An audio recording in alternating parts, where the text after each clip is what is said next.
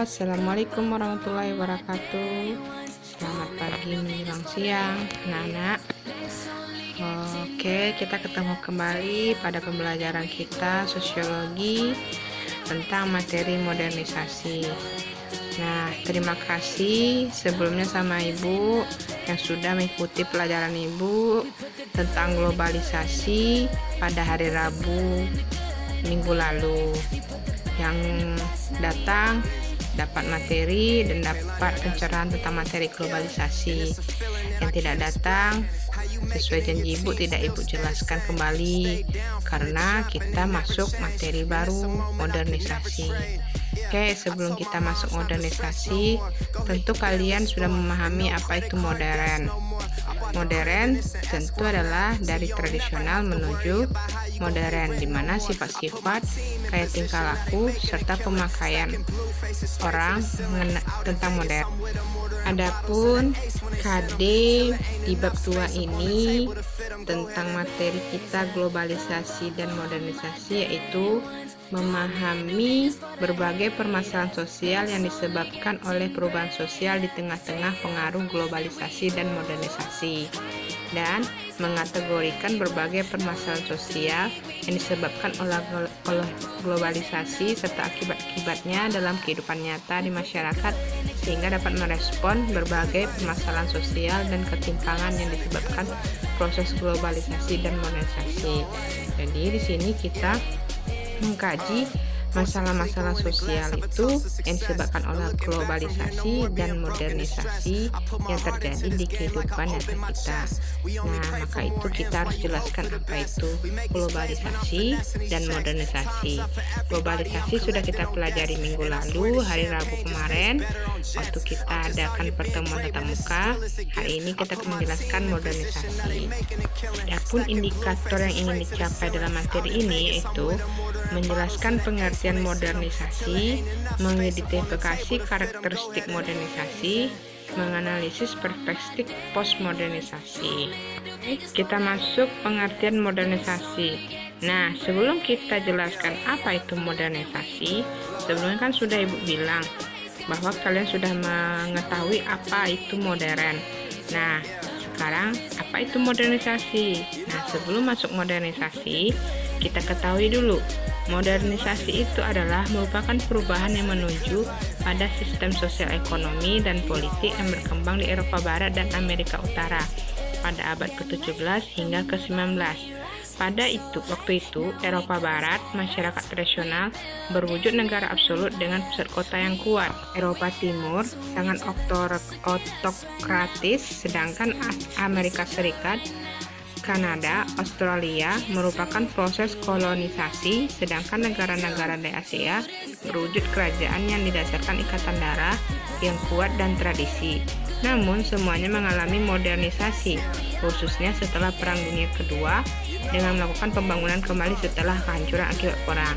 Jadi, modernisasi itu adalah perubahan-perubahan yang menuju pada sistem sosial, pada kalangan masyarakat, pada kalangan teknologi atau budaya, kebiasaan, pola perilaku, dan tingkah laku, maupun bagian ekonomi, kekuasaan, politik, dan sebagainya.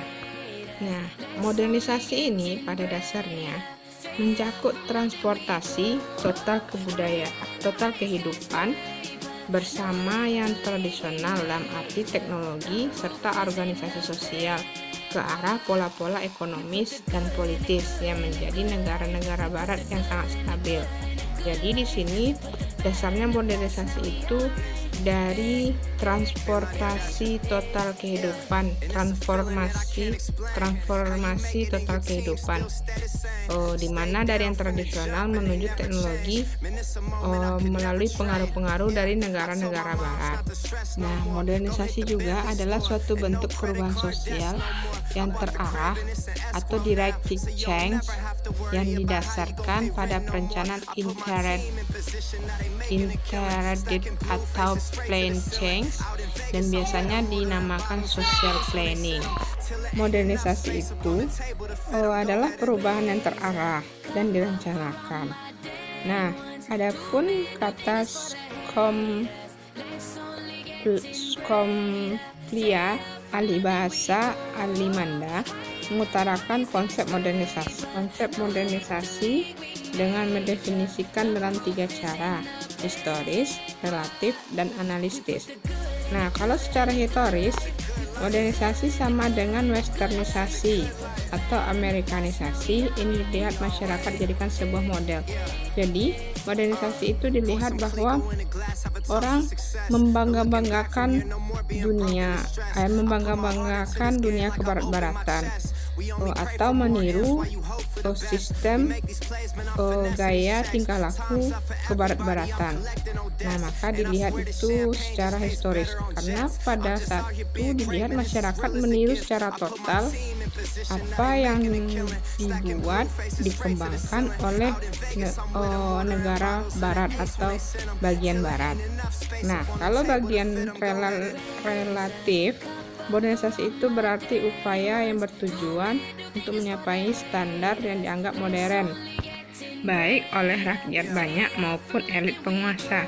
Jadi kalau secara relatif itu, modernisasi itu tujuannya untuk standar bagaimana masyarakat itu menganggap bahwa itu sebuah perubahan, baik oleh rakyat banyak maupun elit penguasa. Jadi elit penguasa itu mengakui adanya perubahan-perubahan yang lebih baik menuju modern, dan masyarakat pun mengikuti secara modernisasi. Nah, dari penjelasan tentang modernisasi, bisa kita simpulkan bahwa modernisasi itu adalah perubahan masyarakat secara multidimensional, secara berbagai dimensi yang mengikuti di bidang sistem sosial, ekonomi, politik, dan budaya dengan pemanfaatan teknologi dan komunikasi, sehingga memberikan implikasi kepada manusia yang hidup di zaman modern untuk profesional, mempunyai kompetensi, mampu menyesuaikan diri terhadap kemajuan ilmu, pengetahuan, dan teknologi untuk mencapai kehidupan yang lebih baik.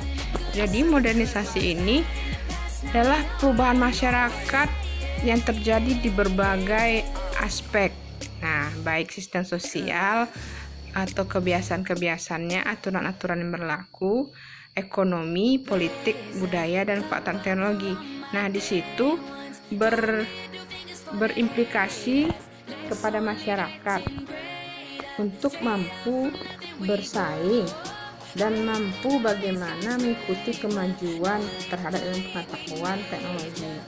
Karena pada zaman modernisasi, orang mempunyai kompetensi dan keahlian, itu yang harus diampu oleh masyarakat. Nah, yang kedua, karakteristik modernisasi. Karakter atau ciri-ciri khas modernisasi. Nah, modernisasi ini sangat berkaitan erat dengan gerakan sosial.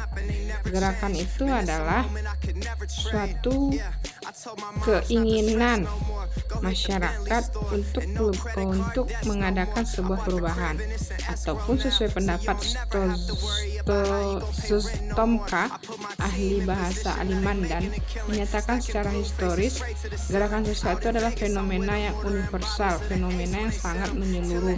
Rakyat di seluruh masyarakat, manusia tentu punya alasan untuk bergabung dan berjuang mencapai tujuan kolektif atau bersama mereka dan menentang orang yang menghalangi tujuan. Jadi bagaimana masyarakat itu atau rakyat untuk mencapai tujuan mereka dengan menentang orang-orang yang menghalangi tujuan mereka. Jadi modernisasi itu mengarahkan bagaimana masyarakat itu melakukan pergerakan yang ke arah lebih baik, di mana tujuan-tujuan orang itu ingin dicapai. Bila tidak ada gerakan sosial, tentu tidak ada pengarahan ke arah perubahan. Nah, contohnya kita lihat dari sejarah.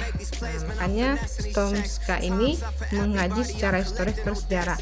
Dilihat dari pada zaman revolusi Prancis dan industri, di mana masyarakat itu mengalami gerakan sosial atau pemberontakan, karena pada saat itu mereka terjajah baik secara mental maupun secara materi.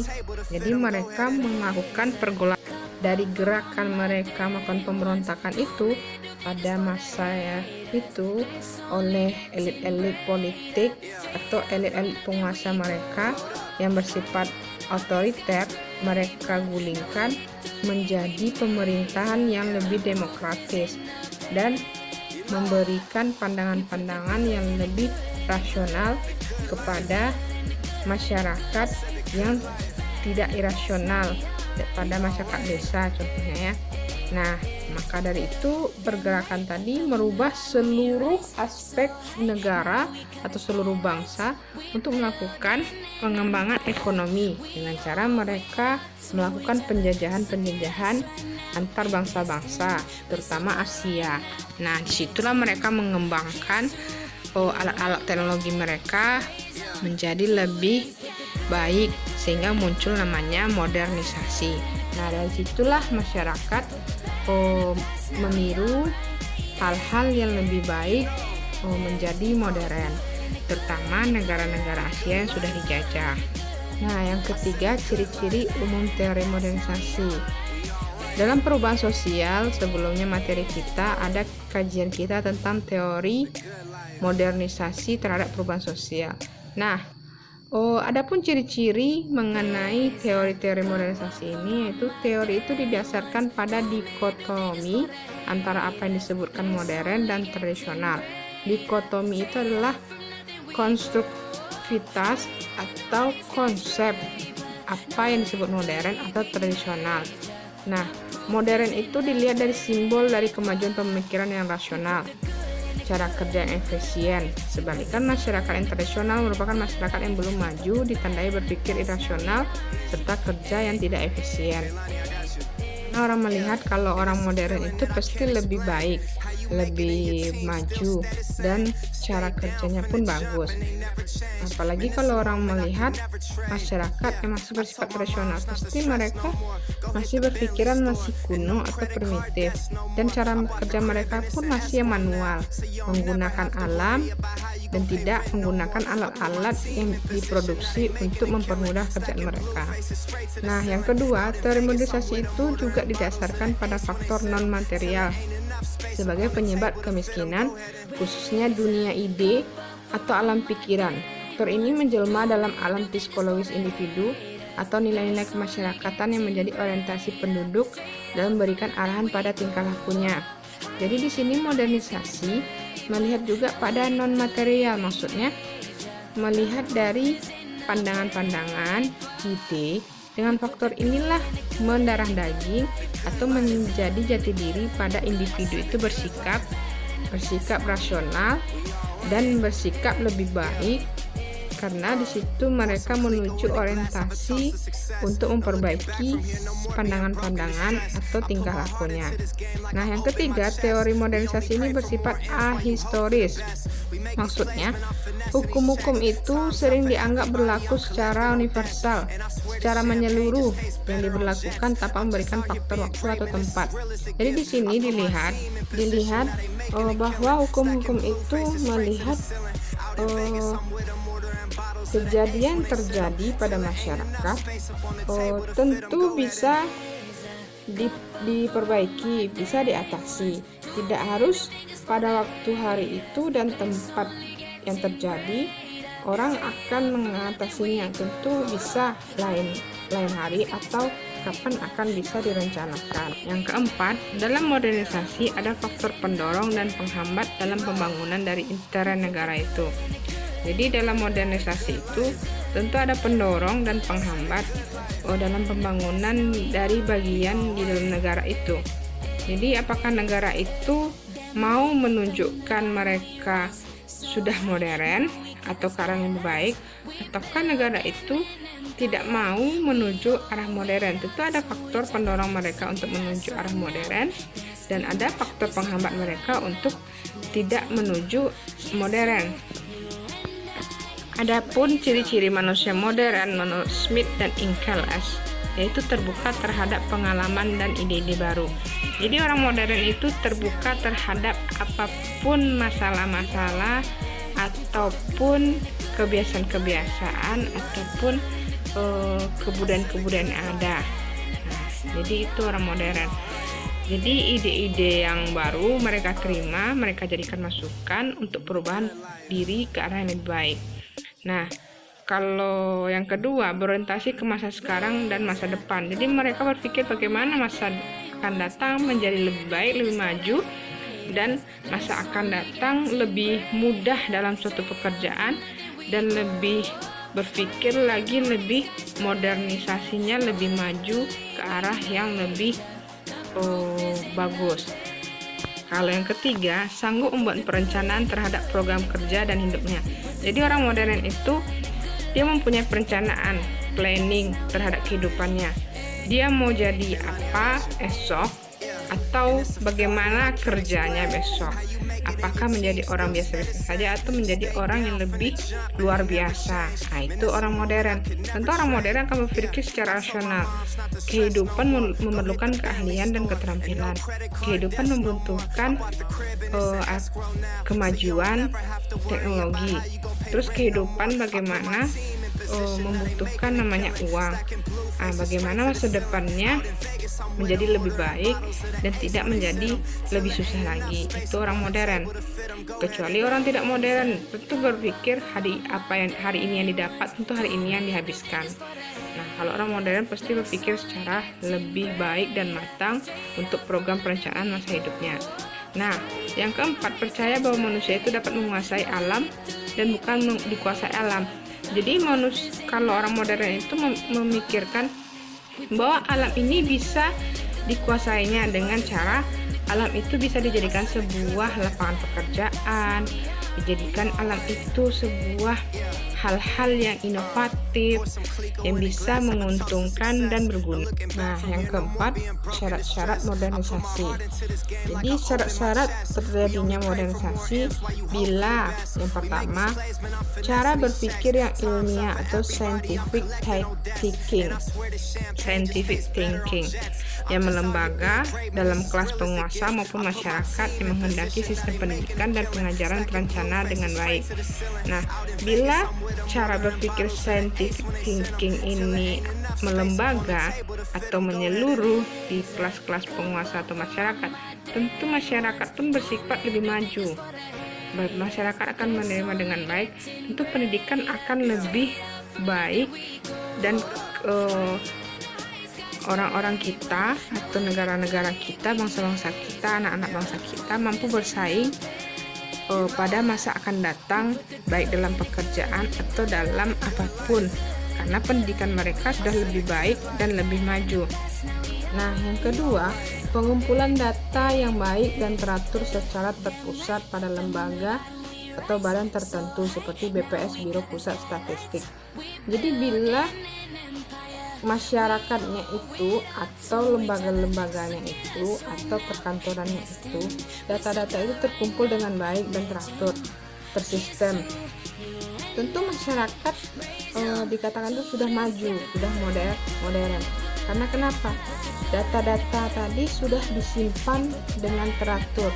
Kita lihat aja Amerika atau pembuatan Facebook ini ada arsip-arsipnya, data-data orang-orang yang mengupload statusnya pada tanggal berapa sudah tersimpan dengan baik. Nah, itu sudah dikatakan juga sebuah modernisasi. Bila kita tersimpan dengan baik data-data kita dari tahun-tahun yang masa lalu, arsip-arsip kita tersimpan dengan baik, kita sudah menuju modernisasi. Kenapa? Orang modern tentu menyimpan data-data itu untuk sebagai aplikasi atau data pembantu pendukung di masa akan datang. Nah, yang ketiga, sistem administrasi negara yang baik dan benar-benar menunjukkan birokrasi. Maksudnya di sini, administrasi itu memang terstruktur dari bawah ke atas dan ke atas menuju ke bawah. Kalau kita lihat negara kita ini sudah menunjukkan modernisasi apa belum? Rasa ibu masih separuh modernisasinya, masih tahap modernisasi, karena makanya katakan kita negara-negara masih berkembang, karena administrasi negara kita tidak terstruktur langsung menuju ke atas, tidak terstruktur dari bawah atau ke atas. Kadang data-data yang didapat itu langsung hanya melalui pusat-pusat saja, bukan dari data-data yang ada di desa-desa atau di daerah-daerah terpencil itu diambil. Nah, yang keempat, penciptaan iklim yang menyenangkan atau favorable dari masyarakat terhadap modernisasi yang menggunakan alat-alat komunikasi massa. Jadi dalam media massa atau alat-alat komunikasi seperti televisi, koran dan sebagainya. Nah, itu kalau ada namanya pembangunan ataupun tujuan-tujuan yang ingin dicanangkan oleh pemerintah, kita pasti akan mengkritik. Nah, itu tidak termasuk dalam modernisasi. Karena kita negara demokrasi, tidak harus semua dikritik. Ada hal-hal tertentu yang bisa kita kritik. Nah, kalau iklim kita tidak ciptakan dengan baik, tentu kita tidak bisa dikatakan modernisasi, karena kita masih tahap pemikiran, masih statis di situ-situ saja. Nah, makanya kita belum dikatakan modernisasi. Nah, yang kelima, tingkat organisasi yang tinggi, artinya di satu pihak tegas dan di pihak lain mengurangi kemerdekaan yang lain. Maksudnya, bersikap organisasi yang tinggi, kita ikut serta dalam organisasi itu dan bersikap tegas dan mengurangi hal-hal yang menuntut masyarakat. Nah, yang keenam, adanya sentralisasi wewenang dalam pelaksanaan perencanaan sosial atau social planning. Apabila tak dilakukan, perencanaan akan berpengaruh pada kekuatan-kekuatan dan kepentingan yang mengubah perencanaan tersebut. Maksudnya di sini, sentralisasi wewenang itu adalah pusat terhadap wewenang yang akan dilaksanakan sebuah perencanaan. Jadi pusat wewenang itu menunjukkan perencanaan yang tinggi. Jadi apakah akan dibangun suatu pembangunan itu adalah pihak-pihak yang berwenang atau pihak-pihak pusat. Biarpun kabupaten atau provinsi membangun suatu pembangunan, tentu akan disetujui dulu oleh pusat sentralisasi wewenang oleh pemerintahan kita. Nah, di situ bila kita disetujui, tentu akan dibangun pembangunan. Bila di situ ada perencanaan yang tidak seimbang dengan antara kabupaten atau provinsi, tentu kekuatan bangsa kita akan melemah. Nah, kenapa? Karena kritis terhadap kepentingan pembangunan tadi, karena pihak-pihak yang berwenang tadi tidak menyetujui suatu pembangunan. Jadi kekuatan-kekuatan tadi terjadinya pelemahan kekuatan-kekuatan tadi terhadap perencanaan yang akan diadakan tadi, dan kepentingan tadi untuk mengadakan perencanaan tentu bisa berubah. Tentu masyarakat tidak percaya terhadap pemerintahan lagi, ataupun perencanaan yang akan dibangun tadi tentu tidak sesuai dengan apa yang diinginkan oleh masyarakat, karena ada timbulnya kritik-kritikan tadi yang berbeda.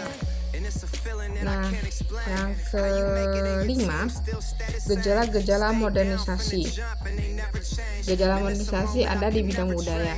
Di bidang budaya kita lihat ditandai dengan semakin terdesaknya budaya tradisional oleh masuknya pengaruh budaya luar, sehingga budaya asli semakin memudar. Kita lihat sekarang kita sudah menuju proses modernisasi dalam bidang budaya, di mana kita meniru gaya kebarat-baratan.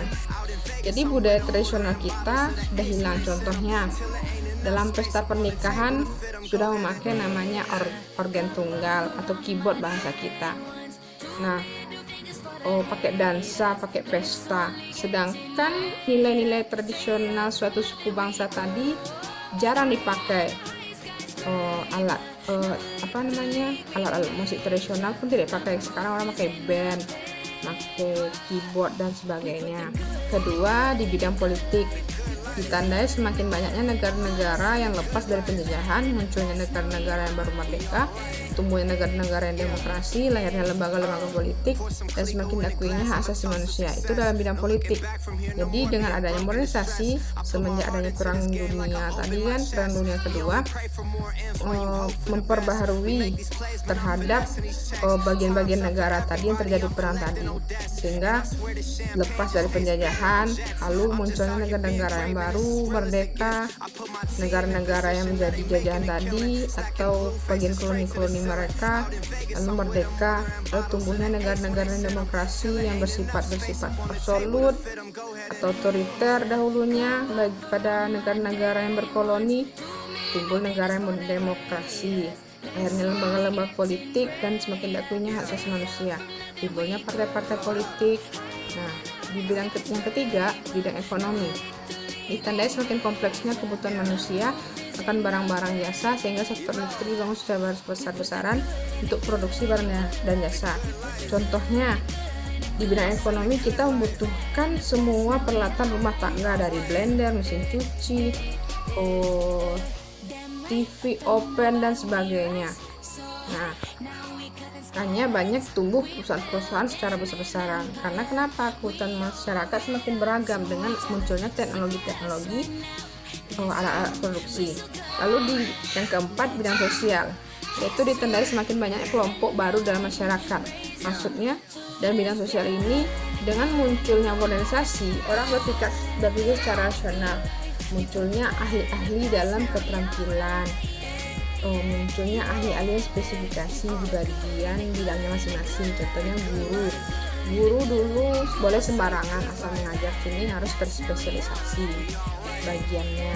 Terus orang kantoran terspesialisasi bagiannya. Lalu adanya tingkatan-tingkatan kelas. Nah, itu pada bidang sosial. Oke, sampai di situ dulu materi hari ini. Semoga bermanfaat. Semoga paham apa yang Ibu jelaskan terhadap modernisasi. Nah, hari ini tugas kalian ada 4. Tolong dikerjakan ya.